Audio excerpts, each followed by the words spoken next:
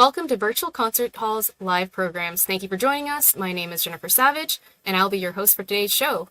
And we are excited to be presenting our 9th episode of Jack Price is Right. And today, we will be exploring Acclaim as it relates to our lives, our experiences, and anywhere from the lens of musician, artist, manager, performer, and all the way down to eye level of the crude and unfiltered human being. Acclaim. How do you get it? And keep it? Is holding the brass ring easy to get, but hard to keep? There is no one-size-fits-all answer, and this could leave you with more questions than simple answers, but it's more real that way, and that's what we're here for.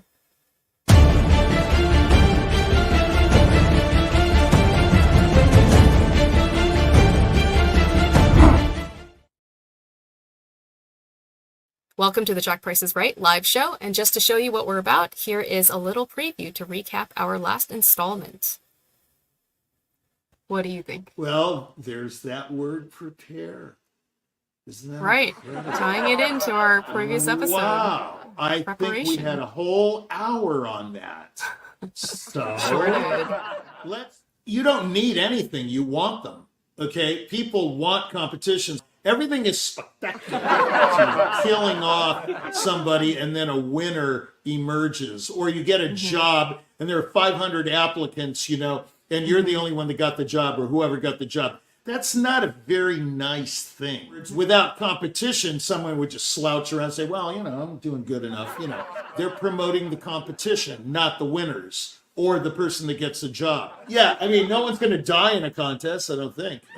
Now, on the other hand, you could die in a contest. Okay, let's make that very clear. Okay. The winner supposedly, if it's the person who played the best on that particular moment, it's a really good tool. It's a necessary evil, which competition you enter, because it may not be for you in general. But, it's a big but.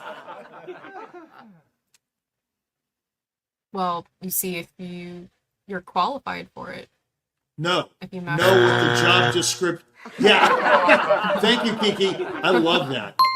What they're Number one, truly know the looking for. product. Those of you who don't like doing that, don't try this at home. Right. Then don't go. Yes. It's a very explosive topic. Yes. Right. So I'm getting close to that perfection. It's Goalpost moving. moves. The goalpost moves. Okay, so they invite big name applicants to the contest or job. And that happens all the time. They're big name competitors. Many fans that are already coming to your concerts. Well, then you have a problem. Because then the jury lays for you and they want you to lose, basically, and they could cut you in the first round and say, so-and-so didn't even make it to the second round. They played fabulously, of course, and they should have won, Really? but they had someone else in mind for the prize. Yeah. Okay. Any closing remarks for competitions before we go? Good luck. Good luck. Okay. Yeah, And that was our last episode on competitions. And I just want to reiterate, welcome to Jack Price is Right. I'm your host, Jennifer Savage. And today I am excited to be joined live with my co-host and celebrated partner in crime, Dikron Atamian, otherwise known as Jack Price. And here's a little introduction. Formerly known as Dikron Atamian and now known as Jack Price, he began his career in artist management in response to his own career as an RCA recording artist after winning first prize in the 50th anniversary Naumburg competitions, as well as being known as the crazy pianist who premiered The Right for Solo Piano. Welcome to the show, Jack Price. And we've heard so much about this rite of spring. When are we going to hear it? Yeah, you're right. You're right about that. I'm right about that. Yeah. It's so right. It's just let's get right into it and dive first into what's behind the first door of our first subtopic. I won't even say anything till the first door is on there. Yeah.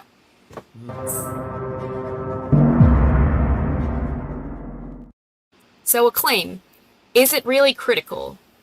Yeah. And what are your thoughts? My idea on critical and acclaim is it's critical acclaim. When people say, "Oh, send me your reviews," I say, "Send me your critical acclaim," because that's what it is. It's criticism, supposedly at a very high level, and it's not necessarily criticism bad. It's just a critique of someone's playing or a critique of the job they just did. You know how they have these assessments at the executive level of companies. They come in and assess what you've done. So you're saying it's a form of feedback? Yeah, it's a form of feedback, but is it really critical? That question has a two. As usual on this show, we have a two-edged sword. Twofold. Is it really critical? Meaning, is it really that important? Is it critical? And Is the it really other that thing necessary? yeah, exactly. Is it necessary? The other thing is it really critical acclaim? Meaning, the critic or the person, do they have the capacity to really critique what they're doing? Well, I have my whole own philosophy on this, with experiences with Harold Schoenberg and a number of critics on panels and things that I can relate to you, but I contend the critics don't know much. So, all right, so that's your take. They're Let's expand in on this that. all right, I'll expand. They're in this position of critiquing when first of all, some of them are baseball writers. I remember the guy at the San Antonio Light, which is a paper. His previous job was reporting baseball games, or he was a commentator. He would write up, you know, like these stories, and someone was a goat, or someone was a hero, and someone was this and that. And then all of a sudden, he's the critic for the San Antonio Light. He knew nothing about music. He did an interview with me once, and we couldn't get it past the starting gate, really. So I had to make up a bunch of stuff just to keep the interview going, you know. Right. So he wasn't versed in this topic at all, and he just moved around. Oh, they make the most outlandish statements. One time, Harold Schoenberg and I were on a panel in Palm Springs on Earl Wild's Piano Festival. I played a recital, and then I was featured in a panel discussion with some pretty hotshot guys in terms of names. Schoenberg can't be a bigger name. He's the most famous critic probably the world has ever known. I knew Harold. He made the statement, David Saperton cannot play the piano. I just looked at him. I said, really? Okay. Godofsky's son-in-law can't play the piano. The guy was a phenomenal pianist. What he meant to say was that he gets nervous in public, so he couldn't play that well in public, so he stayed away from public life or performance. That's a far cry from he can't play the piano. I mean, so it's just a reduced statement that doesn't really cover all the nuance of what he's trying to mean. I don't think so. I think he really doesn't know anything about piano playing. I'm sorry, Harold. You're not. You're 6 feet under, so I can say this. I never had a conversation with him. I never had a conversation with him that even remotely resembled intelligence. It was all this gimmicky stuff. Oh, yes, Capel was a heavy-handed pianist, meaning he was articulate and got every note. I said, well, I'm not really sure that's a bad thing, Harold, you know. I mean, I think they know nothing. The only critic, and I don't mind promoting him, that I've ever known that really did his homework and had something to say, as we say as musicians, was the critic for the New Yorker magazine at one time. He wrote a series of book called a book of 3 seasons or something. Then he wrote a sequel, a book of another 3 seasons. Andrew Porter. Andrew Porter was really an expressive guy, and he really got into the recital or the concerto or whatever. He was mostly an opera critic, but I found that he was very sensitive and very knowledgeable to each performer that he reviewed. And I'm not just talking about me, I'm talking about everybody that I've ever read across about. The board, across the board. He was he really got into the music. Like he had a phrase like he knew how a phrase could be born on a singer's breath. When do you ever hear something like that from a critic? Yeah. He knew what it was like to play a melody as if it was born on a singer's breath. That's a very descriptive phrase, and usually hear critics going, oh, he out-Horowitz, or he was brilliant and double thirds all over the place. I mean, you know, these people, I mean, they wouldn't know a double... there was so much imagery in his description. Yeah, I find rather the than best sort of the- critics. Yeah, the best critics. You're right. Are critics who express themselves vividly. Okay. The ones who just make these, outlandish comments like so and so can't play, or another critic would say that Capel only played easy to put over concertos like Rachmaninoff 2 and Rachmaninoff 3. Well, he played both Brahms concertos exceedingly well. They didn't mention that. He played all kinds of different concertos that were not easy to put over. And I don't know what it is. What does it mean that the Rock 2 is easy to put over? I think this is a very difficult concerto. And in other words, we're going to pull something over like the wool over the audience's eyes because it's so romantic and it's so easy to put across. I don't think so. They just say things that they think people want to hear. But there's a lot of comparisons drawn in order to try to find something to say, it almost feels like.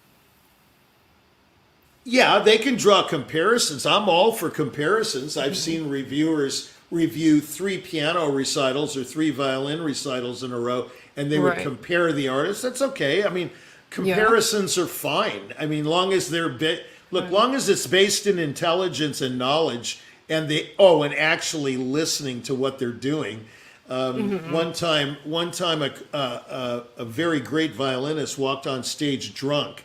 Okay, at the 92nd Street Y. He was totally smashed, and he gave a stunning performance of the 3 sonatas of Brahms with his pianist, with his chamber player. Well, the critic didn't even listen to him. He just said, his face was red, and he was totally drunk, and he bombed. I mean, he didn't bomb.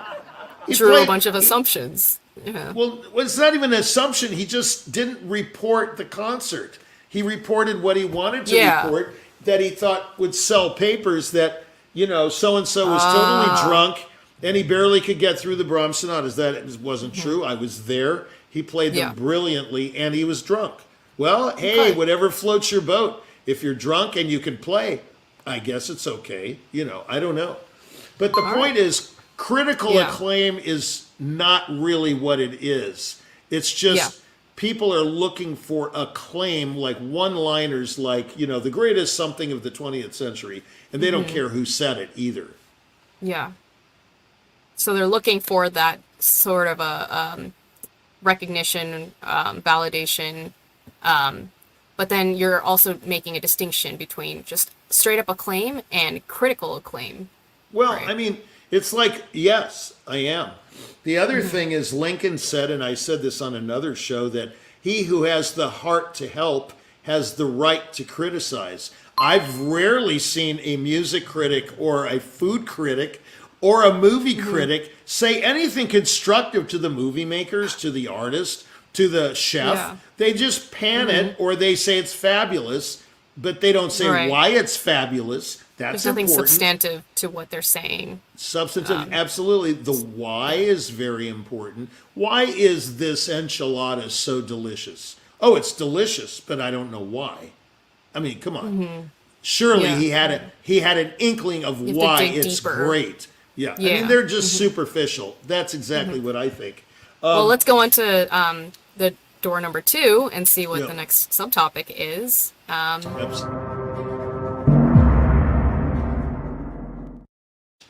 What sort of acclaim matters? I mean, we've sort of gone over this. Yeah, I just said it. Critical acclaim matters.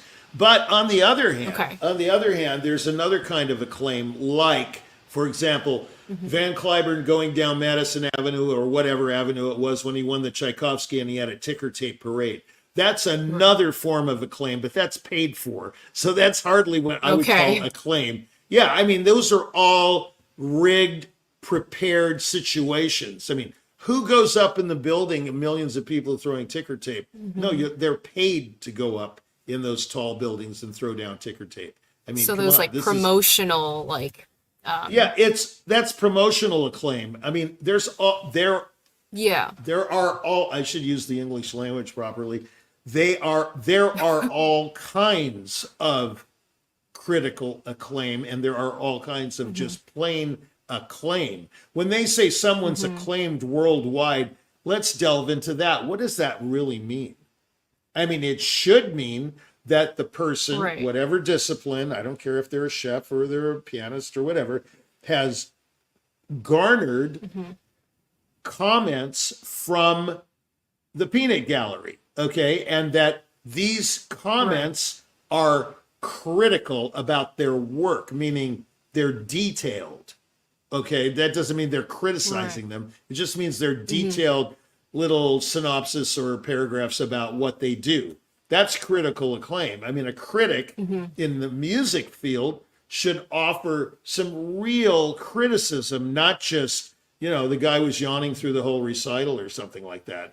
Or another thing the critics do that I can't stand is they're underwhelming. They have this cold kind of approach to the artist. I was fortunate that in their the tone, critics in the way they phrase things they never make any react. definitive statements. It's all lukewarm. It's all Blanket. they're good. blanket statements. Or they take a celebrity type artist or something that's supposed to be good and did not play well, for example, and they rave about it. I mean, there's just, again, just like competitions, the subject we had either last time or the time before, there are a myriad of variations on this word, and there's subtleties beyond belief. I mean, what I think a critic should do is, first of all, do his homework, or hers. I mean, they rarely come prepared, and they're always writing during the event. Why are they doing that? Can't they remember what happened?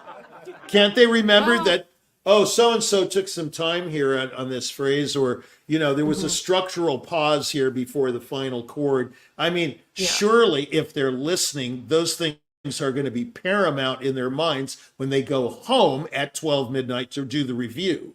But no, they're writing furiously. If you want in-depth comments, I mean, maybe that's what it takes. They need to, you know, Remember we talked about preparation, and you do that before the act. Okay, they need to prepare, and they need to go to the concert and listen. They need, like, an artist has to listen to themselves first. That's the road to recovery, is listen to yourself. Well, the critic has to listen to the performer or performers or the orchestra or whatever, and make deductions from that performance. How's he going to do that if he's constantly writing? I mean, you know, come on. like he's not fully absorbed and present with the performance and taking it all in. Exactly. He's absorbed with the task. He's absorbed with writing the review at the performance or what have you, at the dinner or whatever it is, restaurant critic. They should go there to eat, right? They shouldn't be, I take a bite here of this apple turnover, and I'm going to write, the apple turnover was, I mean, surely you can remember that by the time you go home, you know. Right. But I see them furiously writing. I've seen them. I have observed people. They don't prepare. They don't go there with this kind of open feeling of, you know, I'm just going to hear the recital and then, or the concert, and I'm going to go home and review it. You know, I don't get it. Well, just real quick, I want to take a moment here to mention that we are live every Friday with Jack Price is Right. And we've got so many hard-hitting topics, almost 70 up so far to talk about. Coming up, this is our next episode. We have a little preview of the next topic on gossip. Is it a killer? Do big minds speak of ideas and small minds speak of others? Check it out here.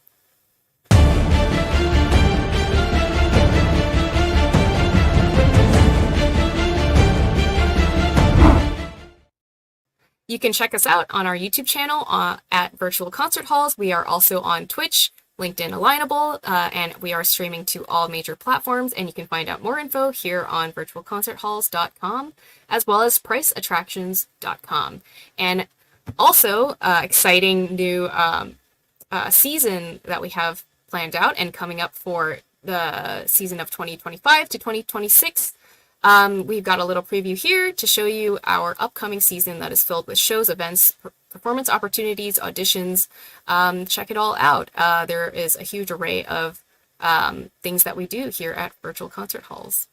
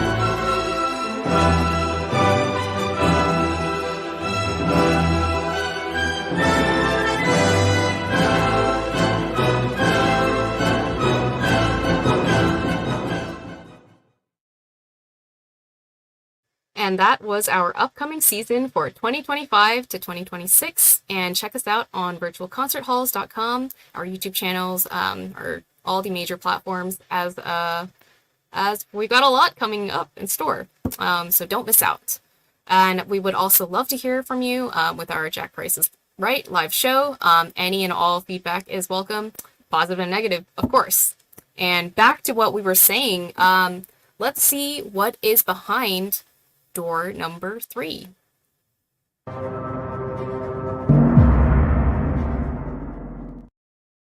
Do critics know anything when it comes to Acclaim? Well, we've already touched on that. It seems like door number 1, 2, and 3 were amalgamated into one at the beginning of the show. They really were. Yeah, I should not do that, right? But to further boy. Emphasize your point, Okay. To drive it home. Okay, I don't mean to be critical, but critics usually, you've heard of armchair critics, right? Okay. Yeah. It's like it's like a passerby, that's not very good. Well, how do they know? Mm-hmm. I mean, someone says that dress is really ugly. Well, what do they know about dresses? I mean, But then there's no follow-up to it. It's just a cursory remark. Yeah, it's a cursory remark, and it really means nothing. I mean, what they have to do is what you just said. They have to follow it up with detail, okay? So a critical comment is only as good as the detail behind it. Okay, do they know anything? That's the first thing. They need to know something about the subject. Okay, if we're in music, and you're going to review a recital or a concert of an orchestra or have an opera, for example, like I was telling you about the guy, Andrew Porter, from the New York.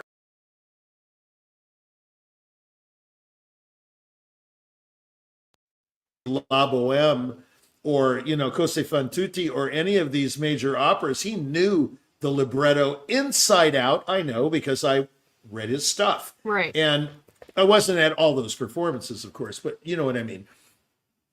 Very few of them do their homework. They pontificate a lot, Okay, that's a good word. So what do they pontificate about? They pontificate about the obvious that happened during the performance and not the performance itself, usually. Again, I don't mean to say that this is a unilateral thing they do and this is the only thing they do. No. It's all a mixture of some very learned stuff and some really stupid comments, But the point is, where do they go to school to be a critic? Right. What are the metrics for a critic? Well, aren't they fallen musicians?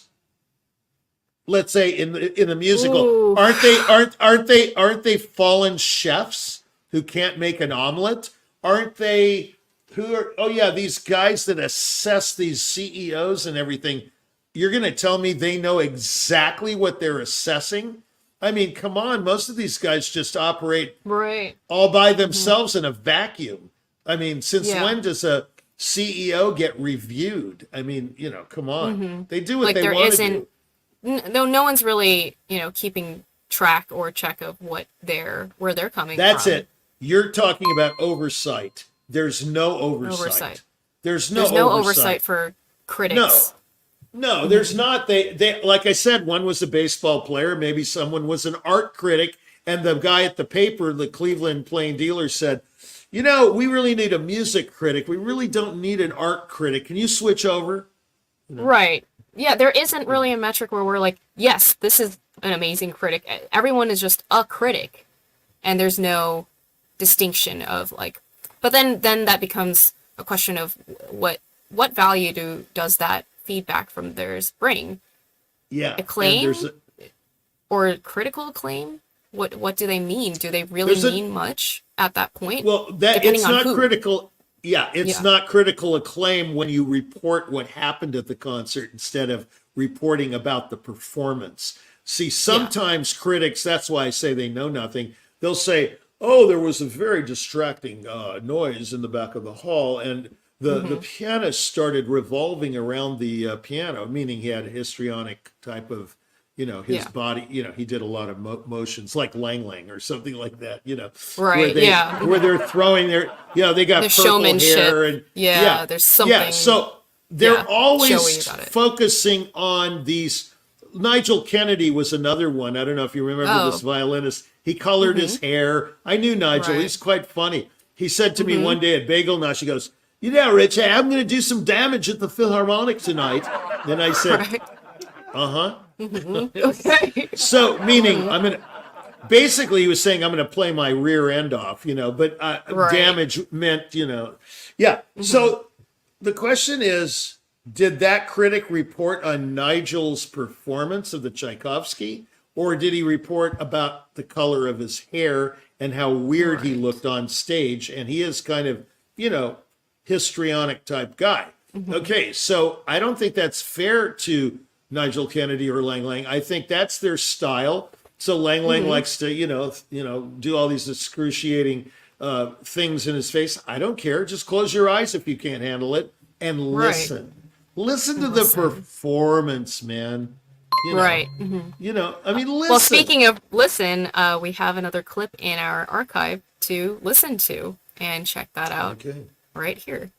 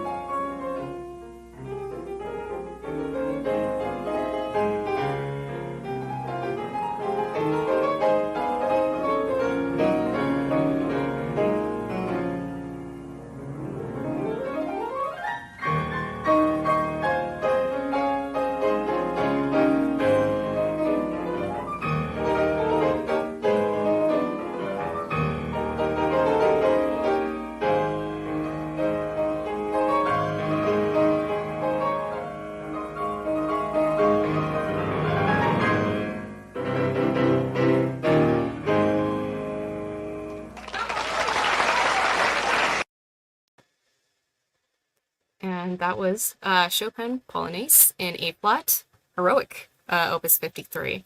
But back to what we were saying, our last thoughts on Acclaim. So I guess my question here is, if there's no oversight for critics and their feedback and this public praise that constitutes Acclaim, then how do you find those critic voices that do really matter, that critical acclaim that really means something? Is it in their writing where they have the way where they really listen to the performance and then they produce, they express it in their writings with descriptions that are full of imagery that show that they were really present and really got something out of it? Well, I agree. Why don't the employers interview them? That's a novel idea. Come on. They just kind of, it seems to me, it's like anybody can be a critic. One time somebody asked me to be a movie critic because I'm a movie buff and I watch a lot of movies. Well, I know a lot of the cinematographers, and I know a lot of the directors, not personally, but I mean, I know their work quite well. And I think of myself as a man about town or a bon vivant or an artistic, lover of life and music and, whatever, but I'm not really a movie critic. But it seems to me like qualified necessarily. Right. Yeah, I mean, I really don't know what it goes into a performance like Anthony Hopkins gives in Titus or in Remains of the Day. I have no idea really what goes into that. I've never been privy to that information. I think a movie critic, for example, needs to know what's really going on behind the scenes. He has to know the craft. He has to know the art. He has to know everything about the components that make up a good movie, a good script. Great actors, great editing. Editing is the whole movie in my book. I mean, the editor makes the movie. Yeah, the person that really makes the movie is the editor. The editor makes the movie. He puts it together. But very few people talk about the editor, even though the editor gets a major credit near the front of the line of the credits, like right after the director and music guy and all that stuff. But there's not much acclaim for the editor. Yeah, I know. I don't hear anyone saying, wow, that guy really put together a great film. I've never heard anyone say that. Like he edited the hell out of that film or something like that. I mean, so what if there are 362 splices? If the product is good, nobody cares. Yeah. Because they're not going to hear it or see it. But the point is, do they really know? Do these critics know what they're talking about? That's the point. And I have to say, sadly, from my experience, good or bad, meaning good reviews, bad reviews, what have you, I see this across the board lack of knowledge. So my advice is when you say a critic can close a restaurant with one review and a critic can close a Broadway show with one review, that may be true. But is it realistic? I have to say that's not very realistic. What about all the other people that saw the show that might have thought it was phenomenal or bad? And that one critic said, oh, this is marvelous. There's another story I should tell is about a critic once who got a bee in his bonnet and decided to rave about something that was truly awful. And it caught on because he raved about this particular thing. And then all of a sudden, everybody jumped on the bandwagon. Now, he imbued acclaim upon something that didn't quite deserve that. Yeah, but the bad part is all the other critics followed suit. And the people would say, oh, did you see that? You've got to go see it. It's phenomenal. So I go. So jumping on the bandwagon. It's a bandwagon deal. That's another thing about critical acclaim that's no good and has no validation is this bandwagon approach that one guy decides Titanic is a phenomenal film. Which I have to laugh when I say that. It won 11 Academy Awards for what? Yeah. I mean, come on, you got to be kidding. I was laughing through that movie. Now, on the other side, how can you compare it to Ben-Hur that won 11 Academy Awards? Ben-Hur was a work of art. It was a massive, massive effort, by all the components in the movie. The editing, the scenery, the costumes, the acting was superb. I mean, you can't even compare it to a movie like Titanic, in my opinion. But your critical opinion? In my very critical opinion, there's no comparison between Titanic and Ben-Hur. It's like comparing a mouse to a lion. Okay, one is tiny, the other one is gigantic. I mean, the lion's going to eat the mouse, I mean, come on. Yeah. It's just silly. It's silly. Things need to be like one of our friends here at Virtual Concert Hall says, it has to be on the same plane, okay? In other words, things need to be comparable.